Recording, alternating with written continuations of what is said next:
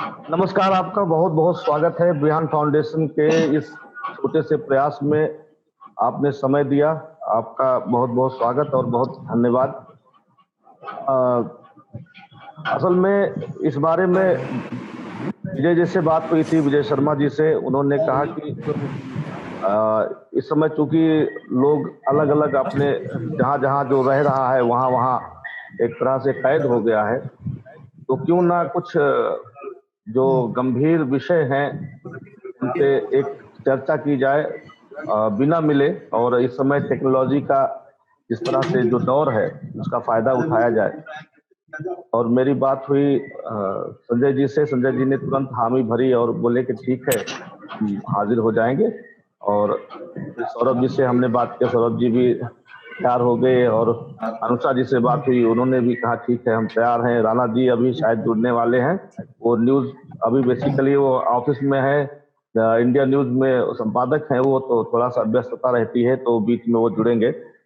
और सौरभ प्रतापगढ़ी जी हैं जो मशहूर शायर हैं, कवि हैं, वो प्रतापगढ़ से, वो हमारे साथ जुड़े हुए हैं। अभी थोड़ा सा वो लाइन पे आए थे, फिर उसके बाद कुछ दिक्कत है शायद टेक्निकल, फिर वो आ जाएंगे। खैर, थोड़ा सा हम ये बता दें कि विहान फाउंडेशन लगभग 6-7 साल पहले एक ये इसका संगठन को बनाया गया था, और इसके माध्यम से हमने अभी तक कई नाटक और कुछ वृक्षारोपण के कार्य और कुछ सीनियर सिटीजन के लिए गांव में काम और इस तरह से कुछ काम अभी हम कर रहे हैं, और बहुत सारे लोग हमारे साथ जुड़े हुए हैं, सबका सहयोग है। आज के इस विषय पे असल में हम ये सोच रहे थे कि इस महामारी का दौर जब भी आता है, अभी का तो चल ही रहा है, उसके बाद भी कई बार इस तरह की चीजें हुई हैं कि जैसे प्लेग फैला या कॉलरा का मामला आया। बहुत बार लगातार बहुत लंबी लंबी महामारियों से हम लोग गुजरे हैं, और 100 साल का लगभग ऐसा पीरियड आता है कि जब एक बड़ी महामारी पूरे विश्व में आती है। और इस तरह के ऐसे दौर में किस तरह से मानवता फिर से खड़ी होती है, और फिर से हर तरफ एक तरह से फिर से खड़े होकर चलने की प्रक्रिया शुरू होती है। ऐसे में सबसे ज्यादा जो प्रभाव पड़ता है वो हमारी संस्कृति, खास करके लोक संस्कृति। और सबसे ज्यादा लोक संस्कृति ही मजबूती के साथ खड़ी भी रहती है, और जो मजबूती के साथ खड़ा रहता है, जो थोड़ा सा संवेदनशील होता है, वही सबसे ज्यादा प्रभावित भी होता है। तो ऐसे इस दौर में सबसे ज्यादा प्रभावित भी लोक संस्कृति के लोग, लोक जीवन से जुड़े लोग ही हुए हैं, और खास करके कला से जुड़े हुए लोग भी इससे ज्यादा प्रभावित हुए क्योंकि वो संवेदनशील होते हैं। तो आज के विषय का जो बीज वक्तव्य है, हम चाहेंगे कि विजय शर्मा जी कुछ इस पे प्रकाश डालें, जिससे कि पूरी तरह से जो आज के विषय की मूल अवधारणा है उससे हम सब परिचित हो सके। तो विजय शर्मा जी, प्लीज आप कुछ कहें। धन्यवाद केपी जी, आदरणीय संजय जी, अनुषा जी एवं सौरभ जी, और जो लोग यहाँ अभी उपस्थित नहीं हैं वो सभी जी। विषय है हमारा कोरोना के समय लोक संस्कृति, चुनौतियां और संभावनाएं, यानी folk culture in the time of corona, challenges and perspective. देखिए, लोक के बारे में जो मेरी समझ है, मैं कोशिश करूंगा कि उसको थोड़ा सा रखूं। लोक का अभिप्राय एक सर्वसाधारण जनता से है, जिसकी अपनी कोई व्यक्तिगत पहचान नहीं होती, बल्कि एक सामूहिक पहचान होती है। सभी जातियां, जनजातियां, समुदाय, वर्ग सभी मिलकर एक लोक है, और इन सबकी मिली जुली संस्कृति जो है वो एक तरह से लोक संस्कृति कहलाती है। ऊपर से इन सबका अलग अलग रहन सहन होता है, वेशभूषा, रीति रिवाज, भाषा, बोलियां, नृत्य, गीत, कला कौशल, लेकिन ये सब मिलकर एक भारत की एक लोक संस्कृति का निर्माण करते हैं और उसी रूप में पहचाने जाते हैं। और इस प्रकार से लोक संस्कृति का एक अपना स्वतंत्र प्रवाह होता है, खुलकर जीती है वो। जाहिर सी बात है इसी लोक संस्कृति का ही हिस्सा है लोक साहित्य, लोक संगीत, लोक कलाएं, लोकगीत, लोक नाट्य वगैरह। अर्थात लोकगीत या लोक नाट्य का रचयिता, उसे रचने वाला आमतौर पर कोई एक व्यक्ति नहीं होता, बल्कि एक मंडली, एक ग्रुप या एक समुदाय या एक गांव या एक कुनबा कह सकते हैं कि वो होता है, और इसकी टारगेट ऑडियंस भी वही होती है, यानी आम जनता। तो इस तरह से लोक के द्वारा और लोक के लिए की गई रचना, to the people and from the people. Bharat की अपनी लोक संस्कृति रही है और ये पूरे विश्व में विख्यात है, जिसमें सबसे बड़ा जो एक इसका पहलू है वो है विविधता की संस्कृति और व्यापकता। ये जो परंपरा है, ये जो लोक संस्कृति है, ये काफी हद तक श्रुति, स्मृति, अनुभव, इन पर आधारित है। यानी ये किसी पोथी या ग्रंथ, किताब, इनकी मोहताज नहीं है। और लोक संस्कृति जो रचनाकार हैं, जो साधक हैं, वो बाहर की पुस्तकें पढ़ने की बजाय अपने भीतर की पुस्तकें पढ़ते हैं, यानी अपने अनुभव जोड़ते हैं उनमें, रोजमर्रा की जिंदगी को शामिल करते हैं, और यही अनुभव, यही रोजमर्रा के जो उनके अनुभव होते हैं वो लोकगीतों में, लोक नाट्य में, लोक कथाओं में उभर कर आते हैं सामने। अब ये कोई भी हो सकता है, ये मजदूर भी हो सकता है, कोई किसान भी हो सकता है, मिले जुले रूप में भी हो सकते हैं, कोई एक गृहिणी भी हो सकती है, या कोई सामान्य जन हो सकता है। और इस तरह से हम देखते हैं कि हमारे यहाँ भारत में जन्म से लेकर और मृत्यु तक, यानी बच्चा जब घर में पैदा होता है, पैदा होने से पहले से और मृत्यु होने या मृत्यु होने के बाद तक, इस तरह की गीत हमारे यहाँ संस्कार गीत पाए जाते हैं। और बहुत सारे गीत ऐसे अनेक विषयों पर, जितने भी संस्कार होते हैं उनसे जुड़े हुए हैं।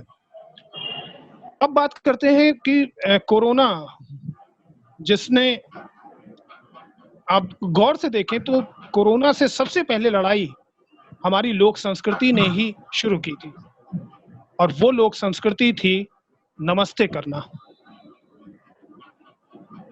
ये हमारी नमस्ते करना, ये हमारी लोक संस्कृति का एक बहुत अहम हिस्सा रहा है, और इसी के माध्यम से हमने लड़ाई छेड़ी थी, जिसको कि पूरी दुनिया ने स्वीकार किया था।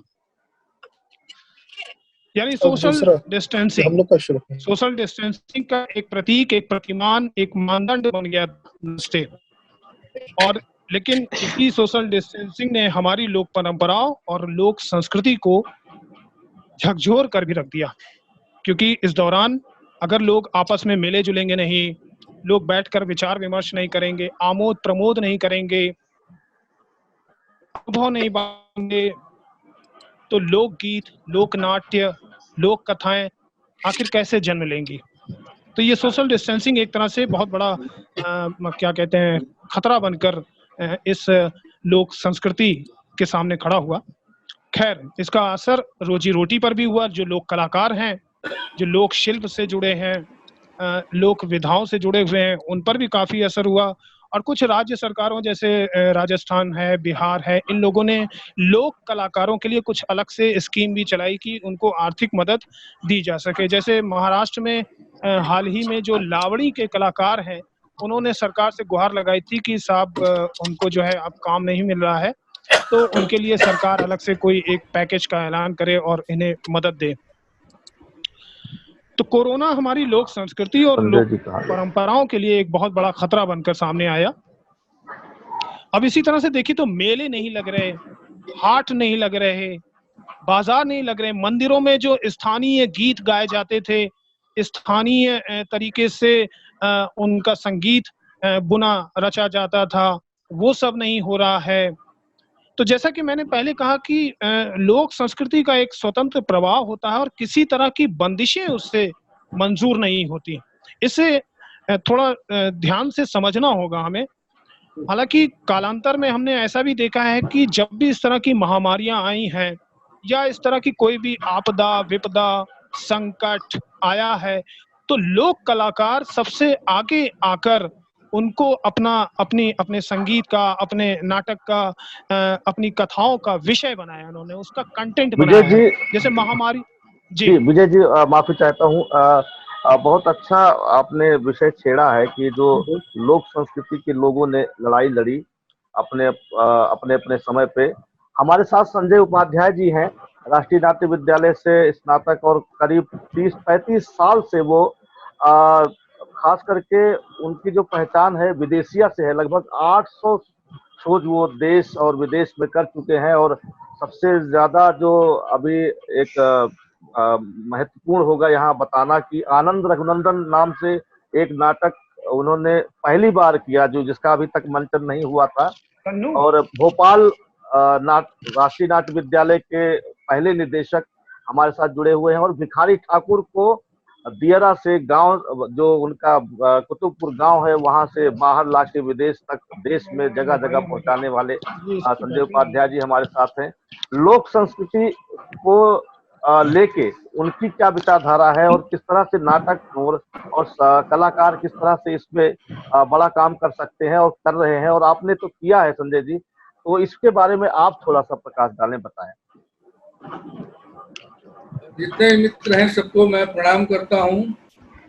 आवाज आ रही है ना? जी जी, बिल्कुल बिल्कुल जी। तो सारे मित्रों को मैं प्रणाम करता हूँ, और नाम लेना सबका समय व्यर्थ है बताना। मैं सीधे लोक संस्कृति को लेकर मेरी जो धारणा है, अवधारणा है, वो ये कि लोक संस्कृति में विस्थापन है। विस्थापन से ही लोक संस्कृति जन्म लेती है। और ये विस्थापन आज से नहीं, बल्कि हमारे यहाँ अंग्रेजों ने 300 वर्ष तक राज किया, और यहाँ से गिरमिटिया मजदूर जो गए बाहर में, चाहे वो मॉरिशस हो और या अलग अलग फिजी हो, सुरिनाम हो, इन जगहों पर गए सारे गिरमिटिया मजदूर। उसके बाद आजादी के गए और वहां बस गए और वहां शहर को बसाया, और वहां की बोली, पानी, मिट्टी, हवा, वातावरण, जलवायु जो भी था उसमें वो रंग गए। इसके बाद आजादी के बाद जो हमारे यहाँ बहुत बड़ा इस तरह का कोरोना वायरस जिस तरह से है, उस तरह से बहुत बड़ा अकाल की स्थिति आ गई थी। खासकर बंगाल, बिहार, उड़ीसा उससे प्रभावित था। तो एक बहुत बड़ा विस्थापन हुआ, गांव से लोग निकल के और शहर रोजी रोटी कमाने के लिए गए, और वहीं के होकर रह गए। बहुत सारे विदेशिया जो मैं नाटक करता हूँ, उसमें उसकी जो नायिका है वो उसके इंतजार में, विरह में, वो बहुत सारे जो अवसरों पे गाना गाती है। 12 महीने में 12 तरीके का जो हमारे यहाँ पर्व है, त्योहार है, उस अवसर पे वो गाती है। या संस्कार गीत जब होते हैं उस वक्त भी वो अपने तरीके से व्यक्त करती है फीलिंग को। मेरा ये कहना है कि आपने देखा होगा लोक गीतों में कि विस्थापन से पर आधारित विरह प्रधान लोक संस्कृति, लोक कलाएं अपने यहाँ ज्यादातर संख्या में है। अब रही बात कि अब विस्थापन गांव से शहर की तरफ नहीं, बल्कि इस कोरोना काल में शहर से वापस अपनी गांव की तरफ लोग लौट रहे हैं। और एक तरह से कहा जा सकता है कि जो लोग विस्थापित हुए या जड़ों से कटे, वो वापस फिर अपनी जड़ की तरफ वापस। माइक ऑफ कर लीजिए प्लीज। हाँ। तो बाकी जितने लोग हैं वो अपने माइक ऑफ कर लेंगे ताकि उनकी आवाज को। बिल्कुल बिल्कुल, जो लोग नहीं बोल रहे हैं। हाँ जी जी। तो ये जो वापस पलायन एक तरह से हो रहा है, और गांव में लोग लौट रहे हैं, नई संस्कृति को लेकर लौट रहे हैं। लोक कला जो है वो एक तरह स्टैग्नेंट नहीं होती है, एक ही तरह की नहीं होती है। हर देश काल समय परिस्थिति में उसका रूप बदलता रहता है, स्वरूप बदलता रहता है। तो जो लोक संस्कृति उस समय की, जब 1947 के बाद नेहरूवियन जो अपने यहाँ का मॉडल था, डेवलपमेंट का, निर्माण का, उस निर्माण कार्य के लिए रेल आ गए थे, कल कारखाने आ गए थे अपने यहाँ, और लोग गए, शहर का गांव का गांव खाली हो गया और रोजी रोटी कमाने गए। वो आज सब लौट रहे हैं इस कोरोना काल में, 60-70 वर्षों के बीच का अंतराल की बात है। तो ये जो नई संस्कृति लेकर वापस ये लौट रहे हैं गाँव में, और वो शहर की जो कुछ भी संस्कृति है, वो जो मजदूर है, जो किसान थे वो मजदूर हो गए थे, अब वो मजदूर वापस अपने गांव आकर किसानी करेंगे। और स्थानीय स्तर पर जैसा कि कहा गया है कि आत्मनिर्भरता की बात की गई है, तो नए तरीके की लोक संस्कृति की अवधारणा हम देख रहे हैं। और अब का जो समय है कोरोना काल का, जिसमें सब लोग मजदूर लौट रहे हैं, अभी तक लौट रहे हैं, उनका क्या होगा, और उनके साथ अब नई लोक संस्कृति क्या होगी, वो किस तरह की कहानी लेकर आ रहे हैं। उनका जो संघर्ष है, जिस तरह से वो लोग 100 किलोमीटर, 200, 300, 1000 किलोमीटर पैदल चलते हुए, और तरह तरह की कहानियां जो हम लोग देख रहे हैं मीडिया में और अन्य जगहों पे, तो उनकी मतलब हजारों कहानियां, हजारों कंटेंट अब नया वापस लौट के आया है। तो लोक संस्कृति में बदलाव आएगा, और कहा गया है कि लोक संस्कृति को एक परंपरा है, उस परंपरा में हमें डूबना नहीं चाहिए बल्कि तैरना चाहिए। और आज वो हमेशा कहा गया है कि we must float in the water of tradition, we must not sink into it. उसमें डुबकी नहीं लगा लेना चाहिए, नहीं तो वो कला आत्मघाती हो जाएगी। तो एक नया कल्चर, नया सब्जेक्ट, नया कंटेंट अभी हमारे सामने गांव के अंदर मौजूद है।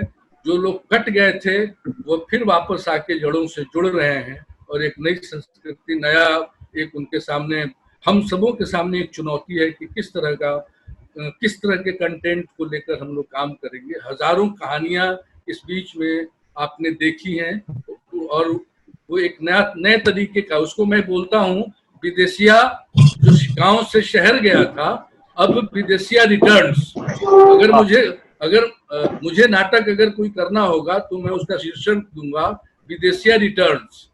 तो अब वो जब लौटा है तो अब क्या करेगा, और किस तरह की कहानियां हमारे सामने आएंगी। तो ये मेरे सामने अभी स्थिति है। चूंकि मैं संक्षेप में बोल रहा हूँ, बहुत सारे लोगों को बोलना है, तो विदेशिया रिटर्न हुआ है, विदेशिया रिटर्न्स। ऐसा एक अगर नया नाटक हम बनाएं तो आज की समसामयिक स्थिति में, आज के समय में बड़ा ही मौजूद होगा और रेलिवेंट होगा। बहुत बहुत स्वागत सर, बहुत बढ़िया और बहुत अच्छा आइडिया है, और हमारी शुभकामनाएं सर कि इस पे काम हो। और इस पे अभी CCRT के साथ भी एक मीटिंग थी, उसमें भी हमने ये बात कही थी कि हमारे लिए तो ये खुशी की बात है कि हमारे लोग जो बाहर चले गए थे वो फिर वापस गांव आ रहे हैं, तो शायद कुछ नया डेवलपमेंट, नई करवट लेगा हमारा देश।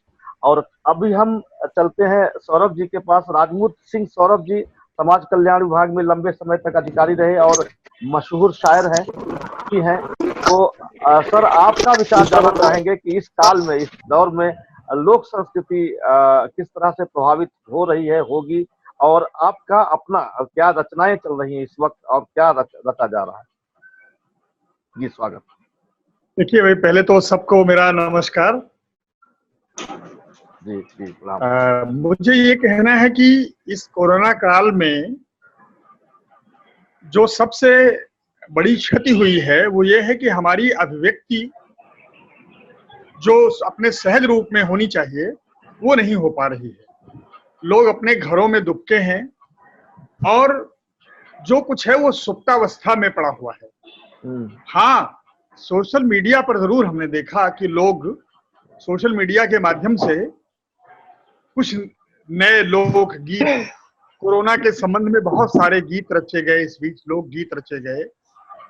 मैंने KP राज जी का भी गीत उसमें सुना, बहुत अच्छा इन्होंने उसको प्रस्तुत किया। तो इसी तरह से बहुत सारे लोग, नई रचनाएं तो हुई, लेकिन जो हमारी धारा का मूल प्रवाह है वो प्रवाह कहीं न कहीं अवरुद्ध हुआ है।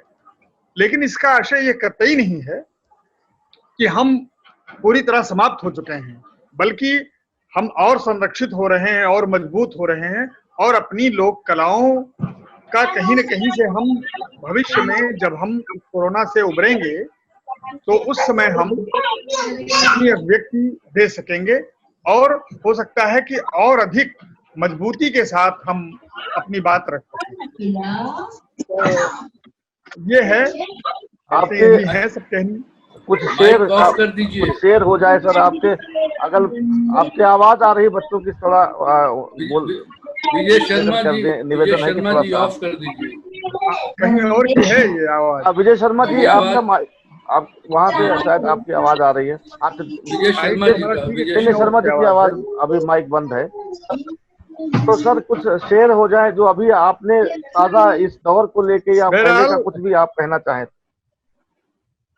नहीं, अभी तो एक बिल्कुल ताजा शेर हुआ था जी, स्वागत सर। जहाँ हथेली पर लिए सारा जमाना छोड़कर, जहाँ हथेली पर लिए सारा जमाना छोड़कर, हाँ जी, जहाँ हथेली पर लिए सारा जमाना छोड़कर, इश्क है मुझसे तो आजा लॉकडाउन तोड़कर।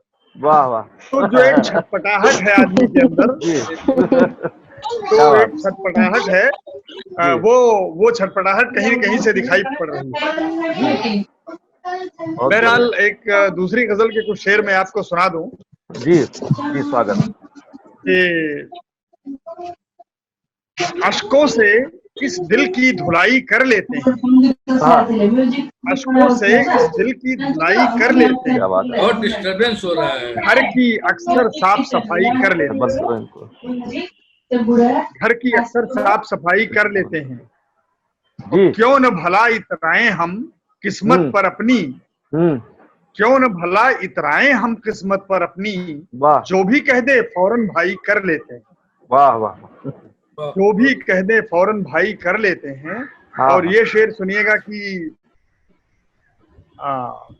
किससे रोएं चादर के फटने का रोना, किससे रोएं चादर के फटने का रोना, घर ही में बखिया तुरपाई कर लेते हैं। वाह वाह। घर ही में बखिया तुरपाई कर लेते हैं, और भारी बोझ उतर जाया करता है सर से, एहसानों की जब भरपाई कर लेते हैं। वाह। एहसानों की जब भरपाई, और आखिरी शेर है कि एहसानों की जब भरपाई कर लेते हैं, और मिल जाती है शाम तलक इज्जत की रोटी, मिल जाती है शाम तलक इज्जत की रोटी, इतनी तो फिलहाल कमाई कर लेते हैं। अश्कों से दिल की धुलाई कर लेते हैं। क्या बात है। बहुत बहुत बहुत बहुत बहुत बहुत बढ़िया सर, बहुत अच्छा रहा। और अनुषा जी, मैं आपके पास आना चाहूंगा। अनुषा जी लोक गायिका हैं, और इनके कंठ से जब लोक गीतों के शब्द जब फूटते हैं तो अलग ही रस है। आपका बहुत बहुत स्वागत है अनुषा जी। और मैं चाहता हूं कि मौका है और कुछ एक आध गीत हो जाए शुरुआत में ही, आपकी बातचीत के साथ आपका एक गीत हो जाए तो जी स्वागत। जी बहुत बहुत धन्यवाद सर। आप सभी मेरे लिए आदरणीय, आप सभी को मैं प्रणाम करती हूँ। जैसे कि आप सबने बातचीत इतने देर से कर रहे हैं और लोक संस्कृति की बात हो रही है, लोक गीतों की बात हो रही है, तो आप सभी ने कहा कि हमारे यहाँ पे जो है भारत में जन्म से लेकर मृत्यु तक का जो है लोकगीत गाया जाता है, गीतों का प्रचार प्रसार होता है। तो मैं सबसे पहले एक सोहर से ही शुरुआत करना चाहूंगी। जी स्वागत। कि राजा दशरथ के भवनवा जना में ललनवा नुहे, ललना घरे घरे बाजेला बधाव, महला उठे सोहरहे, ललना घरे घरे बाजेला बधाव, महला उठे सोहरहे। जैसे कि मैंने कहा कि अभी 2 ही लाइन मैंने गाया है शुरुआत का। जी बहुत बढ़िया, बहुत बढ़िया। हम अभी सभी मेहमानों से, अब क्योंकि समय अब समाप्त होने की कगार पे है, लगभग 4 मिनट बचे हैं, तो हम चाहेंगे कि सबसे पहले सौरभ जी एक आध शेर और हो जाए, उसके बाद फिर हम संजय जी के पास चलेंगे। जी सर। जी जी जी। दोस्ती की मिसाल रखिएगा, दुश्मनी कल पे टाल रखिएगा। हाँ। दोस्ती की मिसाल रखिएगा, दुश्मनी कल पे टाल रखिएगा, और कहते कहते छलक पड़ी आंखें, आप अपना ख्याल रखिएगा। जी जी। कहते कहते छलक पड़ी आंखें, आप अपना ख्याल रखिएगा। वाह वाह वाह सर, बहुत बढ़िया, बहुत शुक्रिया सर। संजय सर, बहुत दिन बाद आप अभी इस दौर में आपका इस तरह से दर्शन हो रहा है, चाहेंगे कि अंत में कम से कम शब्दों में कुछ अपनी बात कहें सर, या हो सके तो गुनगुना ही दें सर। कहने के लिए तो बहुत ये विषय बहुत समय की मांग करता है, और इसलिए मैं कुछ गुनगुना देता हूँ। जी सर, स्वागत। तो ये विस्थापन का जो दर्द है, और नायिका उसको एक कजरी के धुन पर मैंने बनाने की कोशिश की। कैसे कहूँ मैं दर्दिया रामा पिया परदेस गए। कैसे कहूँ मैं दर्दिया रामा पिया परदेस गए। सुलह सिंगार करके अंगना में ठाड़ी, सुलह सिंगार करके अंगना में ठाड़ी, सिसके अटरिया कुहू के कोयलिया, सिसके अटरिया कुहू के कोयलिया। पतियो ना भेजे रामा निपट नदनवा, पतियो ना भेजे रामा निपट नदनवा। रात जैसे कारी नगिनिया रामा पिया परदेस गए। हाँ, क्या बात है सर, बहुत बहुत शुक्रिया सर, एकदम लाजवाब। बहुत बहुत। और मुझे लगता है कि इसी नोट पे आज की जो वेबिनार है इसको स्थगित किया जाए, आगे के लिए बढ़ा दिया जाए। हमारी लोक संस्कृति में ये भी एक बहुत बड़ी बात है कि दुकान बंद नहीं की जाती, और या कुछ भी बंद नहीं किया जाता, उसको बढ़ाया जाता है।